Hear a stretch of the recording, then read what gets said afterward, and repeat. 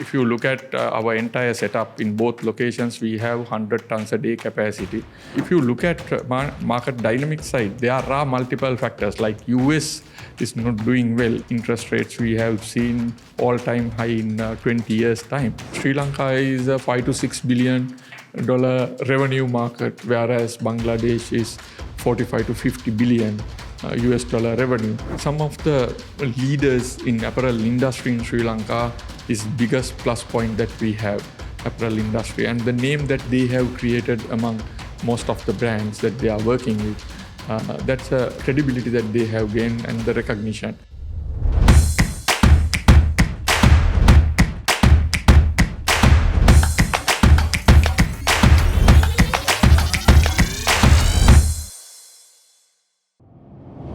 Hello, you're with Echelon's Turning Point, and in the studio with us is Pubudu de Silva, Chief Executive of Teejay, Lanka, one of the island's largest fabric manufacturers, here to discuss how Teejay managed to stage a turnaround in this climate. Pubudu, welcome to the show. Yes. Teejay is a fabric maker, Pubudu, and what's interesting is that with the timing is and your presence here is that you've just announced a great quarter. You managed to turn around the business, right?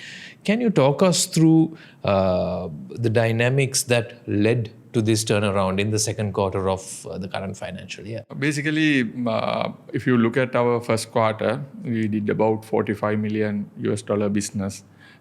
Compared to our previous quarters, it was like 70%, meaning that we can do a lot more.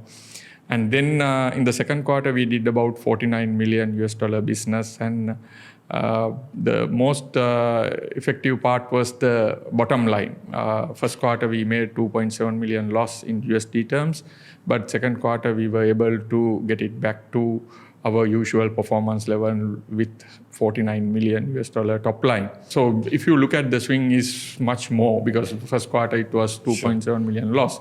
This was due to the strategy that we had. We decided to go on capacity optimum in Sri Lanka and reduce capacity in India. Because if you look at our entire setup in both locations, we have 100 tons a day capacity, whereas in the first quarter, we have been running around 50% capacity fill. And then second quarter, about slightly above that. We still have challenges, but second quarter, mainly due to order volume slightly increased, about 5 million US dollar. And then the reduction of overhead, and then reduction of raw material cost, etc., and the energy cost. Those are the things that we did to increase our bottom line, as well as our inventory clearance of reducing our inventory, because we had substantial inventory in our group. We managed to reduce that to a level to yield maximum of second quarter. So it looks like three things happened. You managed to raise your revenue, you optimized how your capacity is being used, and you managed your inventory in a way that sort of gave you the best possible outcome. And in the second, when we talk second quarter, we are talking second quarter of the financial year 23-24, which is a quarter ending in end September, right? No, in 24 March. Because our financial year is 1st April to 31st March. Sure. So, right. So end of the second quarter ends in... First quarter is April, May and June. July, August, September is the second quarter. So we are in third quarter now. Yeah. So the second quarter ends in September. Yeah. September 23. Right. Okay. So if you can tell us, Pubudu, the sort of dynamics that led to the revenue turnaround first. Let's talk about the revenue turnaround first. We've noticed that some of the markets Sri Lanka supplies ready-made clothes to the US and the EU have seen a downturn in demand, right? What made it possible for you to raise your revenue levels in this quarter?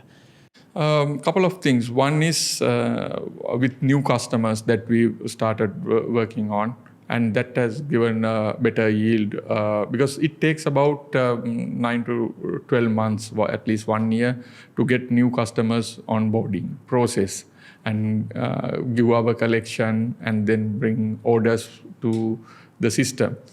So that's from one side, bringing new customers onboarding. And the other thing is we invest in improving our product lines that we do, or other products that we do. That is product portfolio upgrade, value chain creation with the products that we do. That's a product side of it. We completely changed because we got into synthetic in 2013-14. In that period, we were not doing good. We didn't have a good progress in that. But in the recent past, we have progressed really well. And today, if you see, we have about 10% to 15% top line coming from synthetic, because we invested even in India for synthetic. The products like Airism for Uniqlo, Heat Tech for Uniqlo. Those are high-end products that we do. We do products for Nike. Likewise, we heavily invested for products which is available with our vendor partners or customers. That's a product side of it. And then all customers are requesting sustainable products, which we are into. And that also given positive contribution. If you look at market dynamic side, there are multiple factors. Like US is not doing well. Even to date, US is not doing well, and we have seen high interest rates. We have seen all-time high in 20 years' time. But we have seen EU is getting over inflation and seeing positive results. Our business is 50-50. Like US, we do about 50% of our business, and EU 50%. So with that, we were able to increase our market share in EU. And we have seen some of our key customers. We have 8 to 10 strategic customers. In that, EU-based customers are performing much better. And also, our customers also have their strategy in localizing. So they need raw material closer to the needle point. So that has benefited us because we know that China plus one strategy, and basically there are volumes offloading from China. And most of the other countries, more than Sri Lanka, has benefited from that.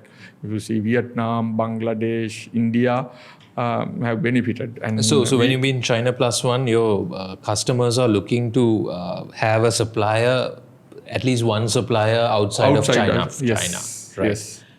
Okay, so there seem to have been several factors that helped you navigate the revenue side of the business. When do you think demand from your customers, which is ultimately linked to demand for apparel products in the US and EU, will return to normal levels? It's difficult to say, but what we do is we can't wait until those conditions come to better positions and say, okay, we will do better once the things are right in EU and US. What we do is we work very closely with our customers and creating unique products for customer. And with that is part of product innovation, R&D, product portfolio upgrade, which I was talking. With that, we get into new business, high end of business. We create a demand with our customers. That is where we do our collection. We present our collection periodically, season by season, to our customers. Work very closely with customers in product innovation and development side. Right. So at Teejay, you do knit fabrics. Now, you were just talking about what that means. What we wear typically is woven. The sorts of knit fabrics are like stretchable materials, t-shirt materials, undergarments materials usually, right? What does innovation mean in that space that leads your customers to demand your products? It's like creating uniqueness in the products that we do. If you look at basic 95.5 product, anyone can do, which is used for most of innerwear products today. But even in that, if the material is sustainable, That's a uniqueness that we are adding. Sure. And then antibacterial properties. Likewise, multiple properties that you can embedded in the fabric, and that is where we will gain more than others.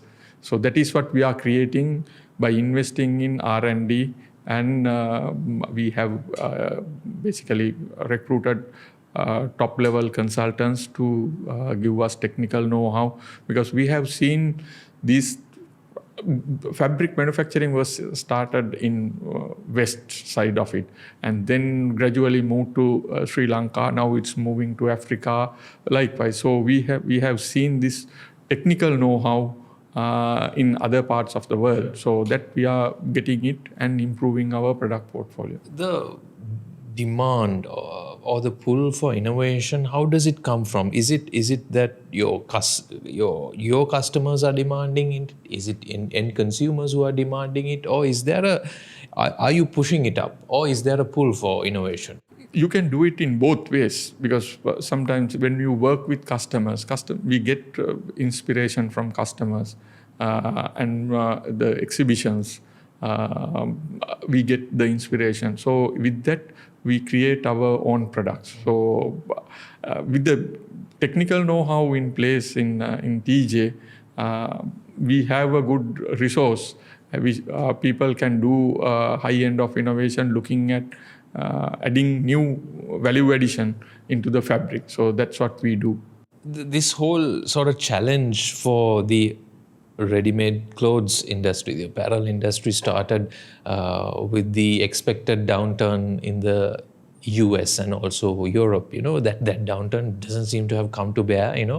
Things have gone better, much better than people initially forecast, right? What is happening at the brand owner's side of the business? Now, you are supplying fabrics to companies who manufacture garments, right? But they in turn supply the brand owners, the big brands in the world who sell apparel.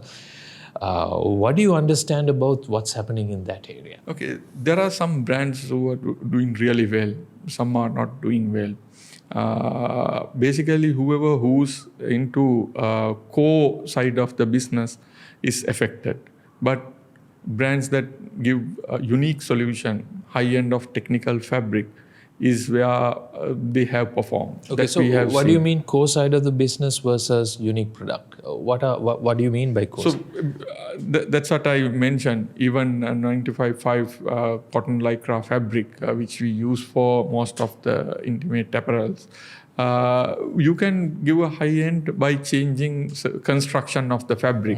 That is what some of the retailers are doing. High end retailers like Uniqlo, if you see the fabric is really into a different level compared to other fabric that we do. Teejay also has been investing over the last few years, right? And in the beginning of this conversation, you talked to us about how you had to sort of idle some of your capacity, right? Obviously, this crisis is something you didn't foresee several years ago, right? What do you anticipate will happen with that idle capacity? You said Sri Lankan plants are running at full capacity, whereas India, you had to idle some capacity. How will this play out? Basically, this is not going to go for a very long period, because with the strategy that we have in product innovation, new customer side, and the digital transformation, likewise with that, I'm sure we will have enough capacity, order book coming into play, because very recently we started our business in Bangladesh. We did a business launch in Bangladesh and we have seen positive results within a very short period of time.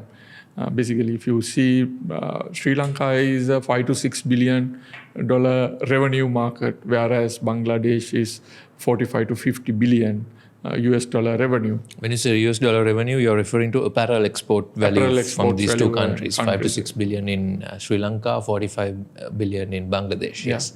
So we have, I mean, there is enough potential that we can get. And also India being very close to Bangladesh, and within 7 to 9 days we can deliver fabric from India to Bangladesh. That is what we do.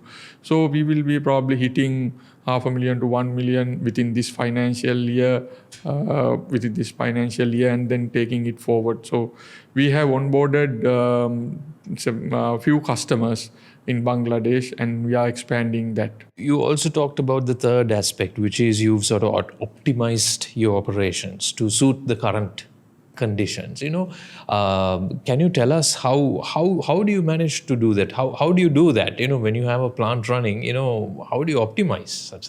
No, it's a mindset, right? So if you look at if it is apparel manufacturing, you can shut down one plant or a couple of modules. Likewise, but in our setup, it's, as I said, it's machinery led industry.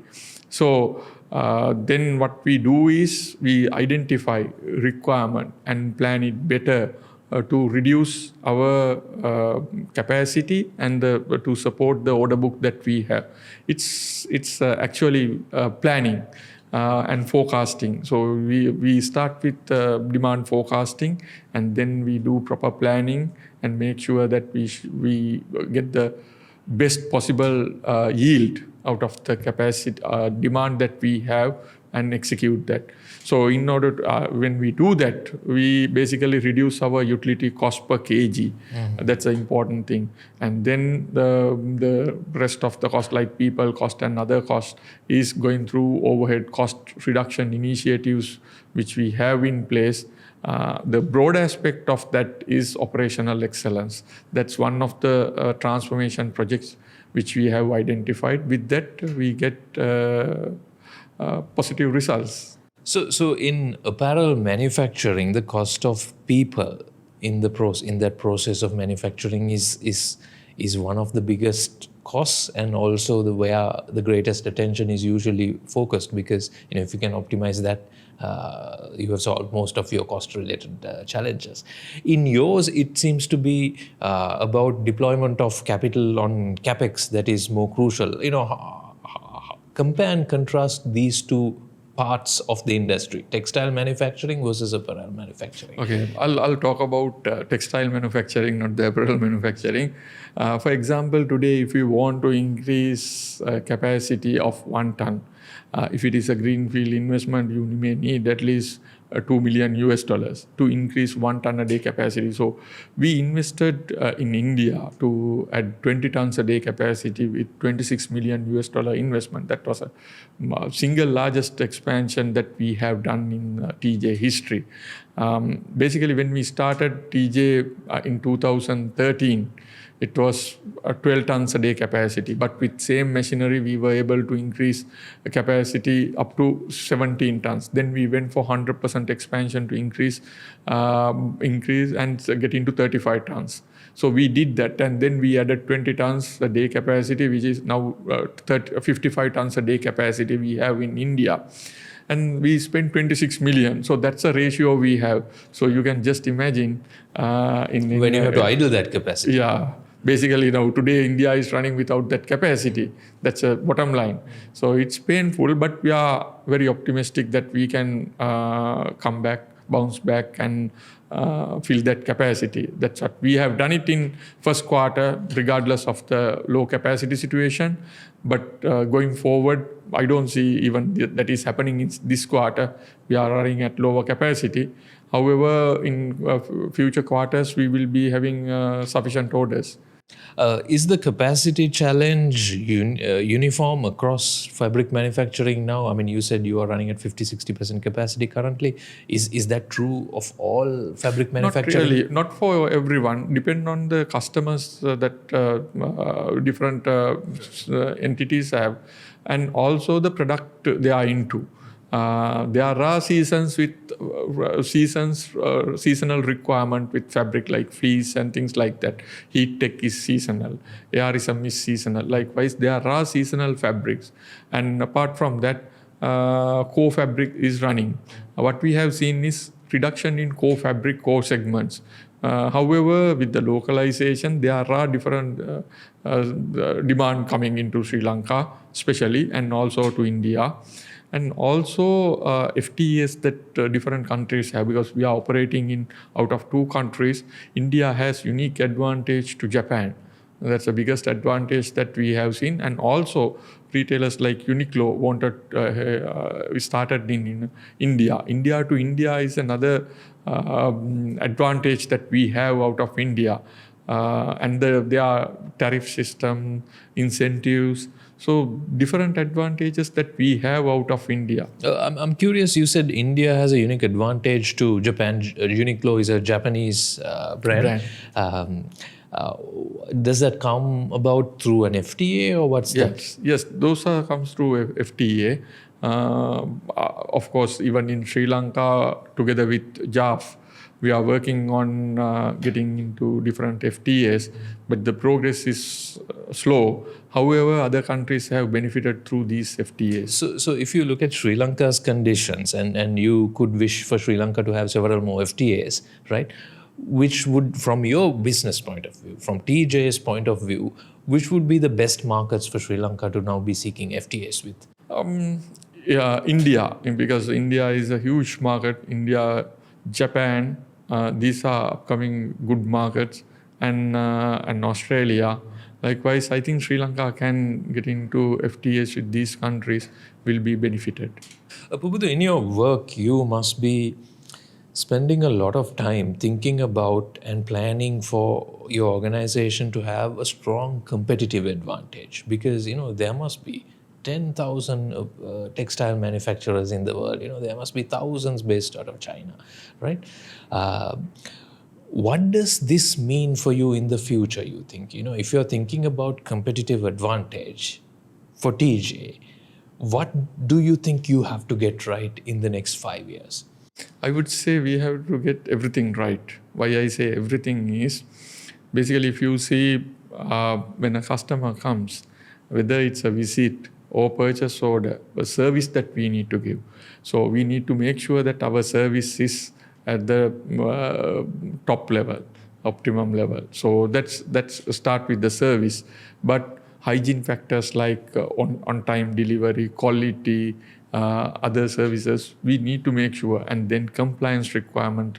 I think as Sri Lanka, we have very high-end compliance requirement and acceptance, and we do adhere to all compliance requirement.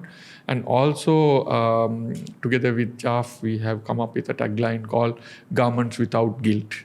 So that is where we promote Sri Lanka as a destination to rest of the world. That's really good mindset that we have, because we have seen some of the challenges with other countries, looking at some of the compliance requirement. Sustainability is one of the key most important thing that we should have, and we can't ignore sustainability. It's not like just because we wanted to have business that we do sustainability, but that should come from our DNA of the organization, people, in that part of it. Then what we do is from one side that, and then we have identified 4 transformation projects, and in that what we do is uplift our process, manufacturing, everything. So product and customer transformation, digitization transformation, and then operational excellence and ESG, environmental, social and governance framework that we do to make sure, because we are a public quoted company, make sure that we give our maximum yield to all our stakeholders. So that's a framework that we have done, and with that we can create our own niche market and make customers happy. Sure. I'm just out of curiosity, if you can tell us where your textile plants in India are located. Are they on the East Coast? Yes, it's in Visakhapatnam, Vizag. This is where Brandix, Brandix, yes. also has a large industrial park. You're based within that park. Correct. Right. Now, you have the option of locating your new capacity anywhere in the world, right? Yes. You're now beginning to supply to Bangladesh. Why not have it in Bangladesh? Why not Africa, right? If you were to make the case for Sri Lanka, what should Sri Lanka get right so that capex heavy industries like yours, right, will also look at locating their future capacity expansion in Sri Lanka? What is attractive about Sri Lanka and what is unattractive about Sri Lanka? Okay, what is attractive about Sri Lanka is some of the leaders in apparel industry in Sri Lanka is biggest plus point that we have apparel industry, and the name that they have created among most of the brands that they are working with. That's a credibility that they have gained and the recognition. So that's the biggest plus point that I have seen. And the secondly, whatever the segment that we are into, and the customers we have been given, and we have very good relationship. The relationship built has been done with the leading apparel manufacturers in the country. So that is in positive side. What we see from negative side is, pandemic situation was a global thing. All the countries were affected, but different countries gave different solutions, and I think as a country we were good in that period. But post pandemic period we had multiple challenges, fuel crisis to various political unrest, and then economic stability. So these were from negative side. What we need is proper strategy to uplift this industry, because as I said earlier, China plus one, that's an opportunity that we have seen, and some of the customers feels that some of the destinations their penetration is too much, and because of that they wanted to reduce their dependency. But whether Sri Lanka has infrastructure in place, appetite, and the easy to do business kind of things is very important. What we have seen is some of the things that if we improve, for example, taxation and things like that, we have seen going in negative side still. Of course, export industry should be protected for the benefit of Sri Lanka. That is where all the countries like Vietnam to India to Bangladesh are heavily depending on export industry. I think no matter whether it's apparel industry or tea industry or some other industry, that support should be given for them to be competitive. Sure. If right now you have obviously spare capacity, but when you eventually get around to looking at where you want to locate new capacity, do you think Sri Lanka needs to do a lot of catching up before they are ready to take a claim for that investment? If that is the case, we would have invested in Sri Lanka rather than in India, 20 tons a day capacity. Oh, yes. So that itself explains the location-wise strategy and the opportunity that we have seen. Having said that, we can still upgrade our capacity in synthetic and high-end of cotton and different product portfolio. That is where we are focusing on, and that market will come to Sri Lanka. Whereas we have seen different opportunities in other parts of the world, especially in India and Bangladesh. We have our presence in Bangladesh, and we have identified 2 other locations which we are doing some work, and hopefully we should be able to see benefit in future. What is your view of currency as a competitive advantage? We've had a massive depreciation for because of the economic crisis, right? Is this something that you would want as a competitive advantage for your business?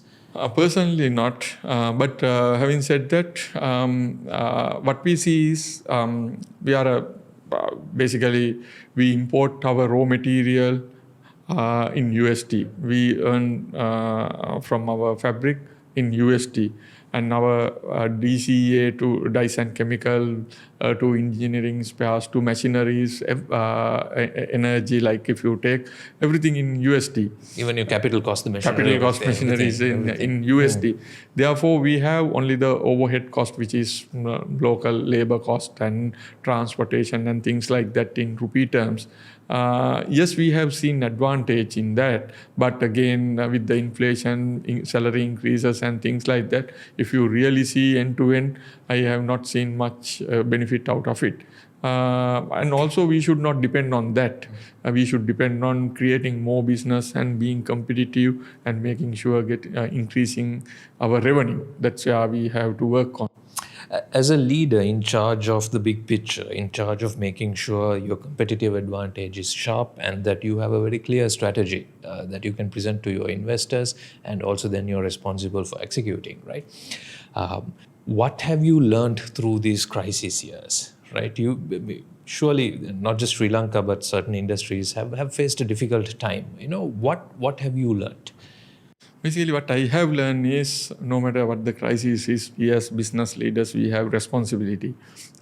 Because crisis will come knowingly or unknowingly. Now, if you see, pandemic was a unprecedented event and we didn't have any clue or visibility in pandemic situation. We acted differently. We somehow survived. Likewise, 30 years of war and various Easter Sunday attack, different challenges that we had, economic crisis, a fuel crisis, you name it, we had it. And likewise. So I think we as industry, we have survived. Me as CEO and what I always tell my team is no matter what the challenges are, we have to navigate these challenges and find a solution to be one is to survive and also to navigate these challenges and go wherever we wanted to go. So that is what we are doing right now. I think we covered some great ground. Pubudu de Silva, CEO of Teejay Lanka.